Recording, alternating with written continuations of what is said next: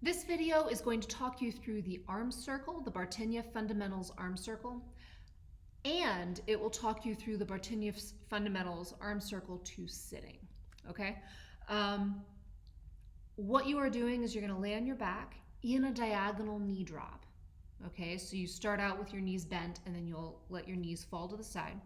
And then you're going to lift your opposite arm. So if my knees have fallen to the right, I will lift my left arm up. So we're finding this diagonal. It looks a lot better when you're laying down.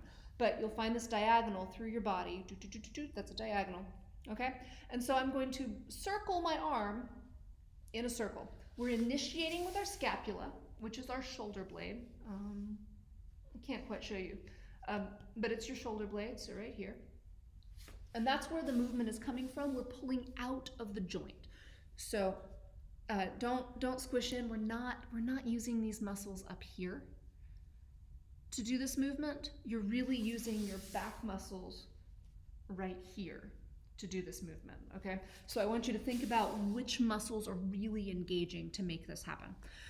We're also thinking about spatial intent. So spatial intent means we are looking at, we see a point in space that we're trying to reach and we're reaching towards it, okay? So pulling out of our center, out of our core to something outside of us.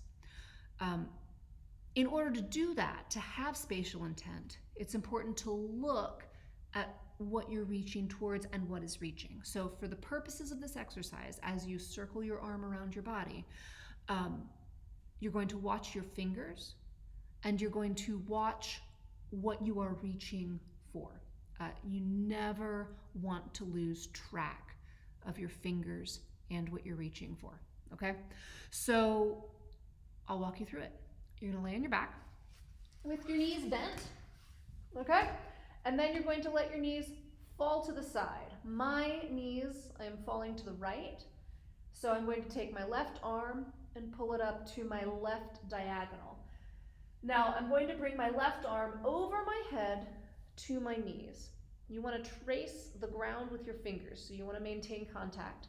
And you're going to take your eyeballs, and I'm going to say take your nose, and my nose is going to point towards my fingers. And I'm going to reach. My fingers are on the ground. I can still see my fingers. So this circle overhead, notice that I actually looked backwards. So my head has changed position and I'm looking up so that I can see my fingers on the ground. Okay? Reaching, reaching, reaching, reaching. I'm still watching my fingers. Now I am trying to keep the shoulder on the ground. So as I go up, I'm going to keep the shoulder on the ground. There's a point where your fingers can no longer touch the ground because you're going to follow this circle around, okay? And that's okay.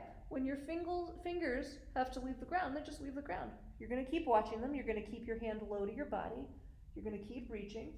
It feels a little bit like a crunch. Notice my head has come up off the ground, but notice my shoulders, I'm not bent over like this, okay? My shoulders have come up a little bit, but I'm still pretty stable on the ground. And I'm reaching towards the wall. I can see the wall. And I'm reaching. And what I'm reaching for changes, right? Because my arm is moving. Great. So now you want to think about the breath. So when we're up, it's an inhale, and as we start to descend, I'm going to start to exhale. And I am looking at the wall, I'm reaching for the wall, but I can see my hand, I can see my fingers.